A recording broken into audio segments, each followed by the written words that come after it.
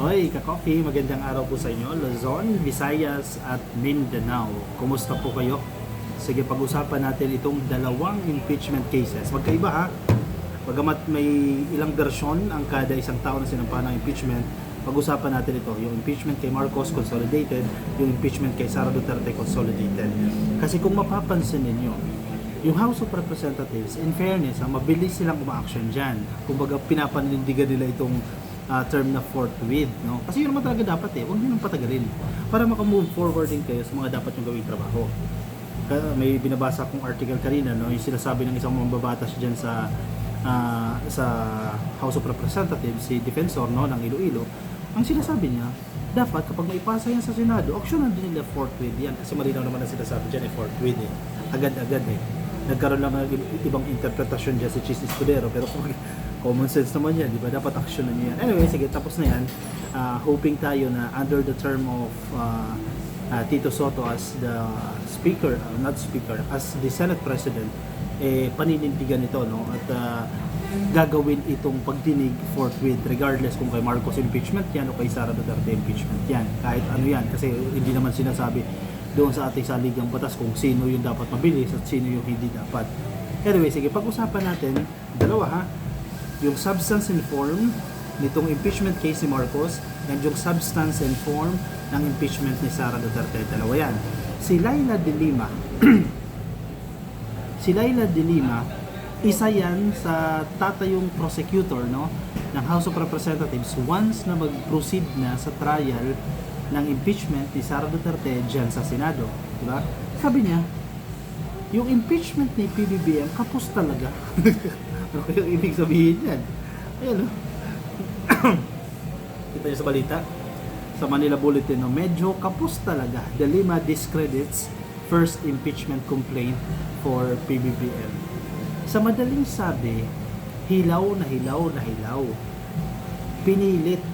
Ibang term natin dyan, hinog sa buho yung impeachment case ni PBBM. Pero mo ba naman? Saan ka nakakita ng betrayal of public trust? Doon pa lang common sense paano binitray ng presidente yung public trust kung siya nga mismo yung nagbulgar nitong korupsyon na yan, diba? Malinaw na malinaw yan. Kapos talaga. Administration critic, imagine kritiko pa yan and Liberal Party Chairperson, mamamayang Liberal Party List Representative Laila de Lima was among the Solons who went to great lengths Tuesday, February 3 to discredit the first impeachment complaint filed against President Marcos. Biruin mo. Sige, isipin mo. Kritiko si Laila de Lima ni Marcos. Pero, naniniwala siya, hilaw itong impeachment case laban kay PBBM. Kagagawa ng mga ano yan. Yung first yung tinutukoy niya dito ng isang contractor, yung Attorney De Jesus pa yan, di ba? At naapektuhan na contractor. Paano yun? Di ba? Anyway, sinasayang nila yung oras ng House of Representatives, pero regardless, sige, pag-usapan na rin natin yung final na Makabayan Black, kahit may substance yan, hindi pa rin makakuha ng enough number yan. Pero regardless nga, kung makakuha ng enough number yan, enough in substance, sufficient in substance, and sufficient in form, mandato pa rin kasi ng House of Representatives na dinggin yan. Wala tayong magagawa dyan, no? Hindi nila pwede lampasan yan.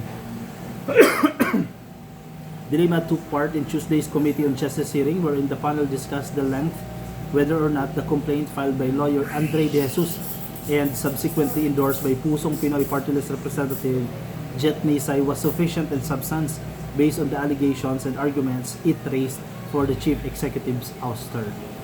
Okay, sige. Sa perspective muna tayo ng mga dilaw, mga pink, no? Represented by Laila de Lima. Walang pag-asa yung impeachment kay PBBM. Walang chance. Kaya nga sinasabi ko sa inyo, kung napapanood yung mga previous videos ko, 100 million times percent 100 million percent, may ganun ba? Sigurado tayo na hindi magpo-proceed o hindi aabot ng Senado yung impeachment case ni PBBM kasi mismong mga kritiko na hindi nila nakikitaan ng substance na dapat ma-impeach ang presidente. Malinaw na malinaw yan. Kaya kahit ano pang gawin ng mga dilis kakasigaw dyan, kahit anong gawin pang motorcade ni Mike Defensor, kahit anong rally pang sponsoran ni Chavit Singson, hindi uusad yan, uusad yan, pero mapabasura yung impeachment na yan ni Marcos, hindi aabot ng Senado yan. Meanwhile, punta tayo sa kaso ni Sara Duterte. Ang kaibahan kasi ng impeachment case ni Sara Duterte, na-establish na yung mga grounds. Last year pa, 2025. Kumbaga naka-enumerate na dyan yung 6 articles of impeachment. Na-establish na, kumbaga buo na. Coffee, dineklara nga ng Supreme Court na unconstitutional. Yes, unconstitutional. Yung proseso. Yung articles of impeachment na declared as unconstitutional dahil nagkaroon ng pagkakamali, aminin na natin yan, nagkaroon ng pagkakamali sa proseso. Pero hindi naman sinasabi ng Korte Suprema na yung 6 grounds nyo na yan, eh hindi na valid yan. Diba? Wait lang, dito yung kape natin. Nasa Boracay tayo eh. Thank you.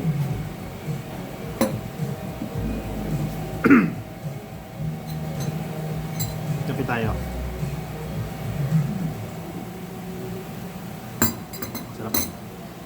Balik ako doon sa pinupunto ko. Hindi na mahihirapan itong kung sino man pong yung panel o kung sino man po yung boboto ng pabor doon sa impeachment case sa Sara Duterte. Hindi sila mahirapan. Kasi na-establish na nga yung mga grounds supported with evidence. Kumbaga ready na. In fact, yung mga prosecutor supposedly ng 19th Congress, once they proceed with Senate trial, ready na sila, handang-handa na sila. Pero naon siya yan. Kumbaga delayed, no? Na-delayed lang po yan. Pero ngayon nagbabalik na. So ang sinasabi ni Leila de Lima dito, there are sufficient grounds to impeach Sara Duterte. At dapat panagutin forthwith. Basahin ninyo. Panagutin forthwith. Sufficient grounds to impeach Sara Duterte de Lima. Kahit sino, basta nagbo-monitor kayo sa news, nagbo-monitor kayo sa mga discussions, political discussions, malinaw na yung kaso ni Sara Duterte, na-delayed lang yan, naurong lang yan. Yes, hindi nagtagumpay noong 2025, pero this time, 2026, as long na susunod, bubusisiin yung proseso ng pagdadaanan para hindi na naman mangyari, natatakbo sila ng Korte Suprema and they will ask the Supreme Court to declare the process again as unconstitutional. Hindi na mangyayari yan. Kumbaga mas matalino na ngayon ang House, no? Binubusisi na nila with Kong Jervin Luistro as the chairperson of the Committee on Justice dyan sa House of Representatives. Mukhang hindi lulusot na yan. Mukhang hindi na ulit mangyayari ito. Sa madaling sabi, tiyak tayo, kung sinasabi ko kanina 1,000,000%, tiyak tayo na magpo-proceed sa Senado. Magkakandak ng impeachment trial. Sigurado tayo dito sa impeachment case ni Sara Duterte. And tiyak na tiyak din tayo yung kay Marcos hindi magpo-proceed. Hindi dahil si Marcos yan, dahil wala ka namang ma-establish na grounds Yung form lang naman yung sufficiency in form lang naman yung na-establish Yung sa substance, wala pa. House Deputy Minority Leader and mamamayang Liberal Party List Representative Leila de Lima said there are sufficient grounds and offenses committed by Vice President Sara Duterte to warrant her impeachment. Exactly. Iyak mga DDS dyan. Lalo na si De Lima yung nagsalita Alam nila, si De Lima talagang gaganti talaga yan sa ginawa sa kanya ni Digong di ba? Pinakulong then eventually, gawa-gawang kaso lang pala.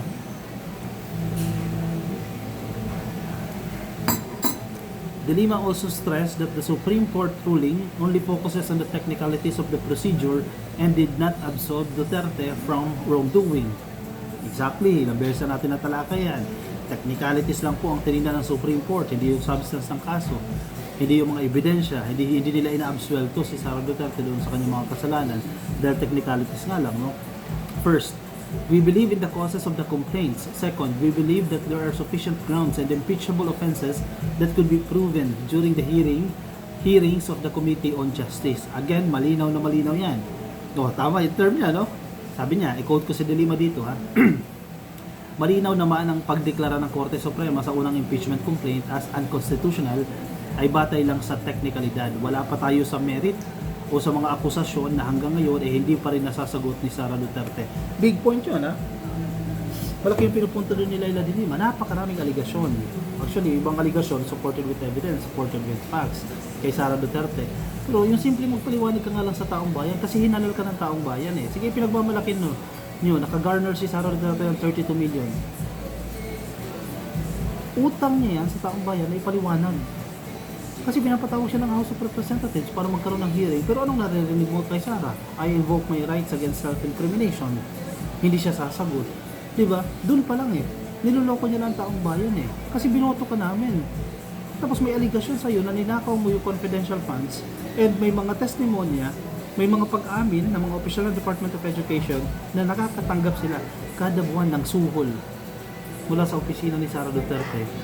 Testimonya na naman mga opisyal ng DepEd, pero may narinig ka ba na simpleng paliwanag mula kay Sara Duterte?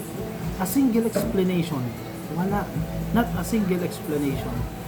Wala kang marinig. Utang niya sa taong bayan eh. Dapat singilin siya dyan eh. Tama yung pinupunto na yung dilema dyan. Hanggang ngayon, walang nasasagot si Sara Duterte. Let's say sabihin natin, trial by publicity yan. Una, government official siya. Diba? Kung nagdududa ang taong bayan sa'yo, pakalmahin mo sila. Kung nagdududa ang taong bayan sa pagnanakaw mo, sa personality mo, o sa presensya mo bilang Vice President, pakalmahin mo sila. Sabihin mo, hindi ko ninakaw yung confidential funds na yan. Yung mga opisyal ng DepEd na naglaglag sa akin, nagsisinungaling, kahit ganun, para ma-assure mo sila na hindi mo sila niloloko. Pero wala eh. Wala talagang makuha ang sagot dito kay Sara Duterte. Kasi malinaw na ginawa niya yung mga krimen na yan. Kasi kung hindi, mabilis lang mag-deny eh. Diba? Kung hindi ka habulin ng konsensya mo, hindi ko ginawa yan. Ganun lang yun eh. The Lady Solon said that the impeachment complaints she endorsed on Monday basically and essentially raises the same grounds as the previous complaints, only stronger and more streamlined. Tibay nitong dilema. Kasi grupo nila yan eh, Makabayan Black. Yung nag-file ng ano eh, no? Not Makabayan Black. Si Sara Duterte, nag-endorso siya ng another, naisip ko si Sara. Si Laila de Lima nag-endorse ng another impeachment case laban kay Sara Duterte. Ang sinasabi niya, more stronger. Doble-doble na yun ha. More stronger ba yung term niya? And only stronger and more streamlined. No? Kumbaga, mas matibay itong grounds at streamlined na yan. Tinanggal yung mga duplication o kung ano man yan. Kumbaga, mas solido. No? Yung itong bagong impeachment case kay Sara Duterte, mas solido yan. So, kung mas solido ngayon, 2025 solido na, tapos mas solido pa ngayon, bugbog aber na siya dyan. Kawawa dyan si Sara. Sabi niya, panagutin natin si Sara forthwith. Hoy, Senado. Pero tiwala ko kay Tito Soto, no? Hindi nyo gagawin yung ginawa ni Chis Escudero. Dilima along with Akbayan Party List Percy Sendanya endorsed the impeachment complaints filed by a coalition of civil society groups led by Kiko Aquino D, co-convenor ng Tindig Pilipinas, Dr. Sylvia Estrada Claudio, former Peace Secretary Teresita Deles, 2025 Ramon Magsaysay Awardee Father Flavi Villanueva, and Father Robert Reyes. Dito galit na galit yung mga DDS eh, sa nag-file ng impeachment case sa kanila. Now, sige, let's proceed sa Senado. Wait ako. Kasi itong pangamba natin dito eh, pagdating ng Senado, biglang tulugan eh. Huwag naman sana, di ba? Kasi loko talaga to si Chis eh. Tindi nito ni Chis Escudero eh. Talagang, wala, dead ma lang eh. Hanggang ngayon niya eh, di ba? Dinedman niya yung impeachment ni Sara. Dinedman niya yung tawag niya. Yung issues of flood control. Deadman din siya. Wait lang, may narap ako pa article. Saan na yun? Ito. Ang sinasabi nito ni House Senior Deputy Majority Leader Lawrence Defensor dyan po ng Iloilo. Actually, medyo kine-question niya yung decision ng Korte Suprema kasi Korte Suprema pagdating doon sa ruling sa impeachment ni Sara Duterte, no? Pero sa akin lang, ito personal take ko ito, magkakaiba man tayo ng take. Walang tayong magagawa doon eh. We have to respect the decision of the Supreme Court. Dahil kung hindi tayo respeto, sino pa rin respeto dyan? And kataas-taas ang hukuman na yan, wala na yan, no? Pero ang pinupunto dito ni Defensor, may valid din naman yung kanyang point, no? In the quote ko siya dito ha, there is a separation of powers kung saan dapat hindi lumalampas ang mga departamento sa isa't isa. The legislative department should not encroach on the judicial department, and the judicial department should not also encroach in the executive and the legislative department. Ang pinupoint out kasi dito ni Kong Defensor, tatlo, di ba? 3 branches of government, executive, yung presidente, mga departments natin, no? Judiciary, yan yung Korte Suprema, yung mga korte natin, no? And legislative, yung ating mga mabubatas, yung nagka-craft ng batas, dalawa yan, ang House of Representatives at ang Senado. Ang pinupunto kasi dito ni Defensor, gaya ng sinasabi ni Tito Soto, nagkaroon ng pag-i-encroach, no? Nagkaroon ng panghihimasok, nagkaroon ng pagmamalabis itong judiciary sa legislative. Kumbaga, trabaho na namin yan, pero parang pinakialaman ninyo. Yan ang pinupunto dyan ni Defensor. Pero kung titingnan mo rin naman, kung susuriin mo rin naman sila, ang gusto lang naman kasi nila, panagutin ang dapat panagutin. Di ba? Base doon sa existing rules and guidelines. Kasi ang pinupoint out din nila, yung ruling ng Korte Suprema, mga bago yan. Kung mga landmark ruling ito, no? Kung baga ngayon lang. Anyway, malinaw din naman yung point ng ilang mga babatas dyan na they have to adapt, di ba? Babaguhin nila yung kanilang house rules. Tama nga naman yan at magagamit natin yan sa future impeachment processes, no? Ang punto ko rin dyan, let's move on. We respect the decision of the Supreme Court. Wala na tayong magagawa dyan. Final na yan, di ba? Sinong magcha-challenge sa Supreme Court, siya mo dadalhin niya sa ICC, di ba? Anyway, at least parehas naman ang motibo na papanagutin si Sara Duterte. Kasi malinaw din naman, sinasabi ng Korte Suprema na hindi pa absuelto si Sara Duterte sa kanyang kasalanan. Di ba? O siya, sige, anong komento niyo dyan ka-coffee? Lagay dyan sa comment section ang inyong mga opinion, mga gusto niyo sabihin, reaksyon, lagay dyan sa comment section, no? Nasa Facebook, baka di pa po kayo naka-like, please like and follow, YouTube subscribe, TikTok subscribe na rin po kayo. At see you in the next video. Paalam po.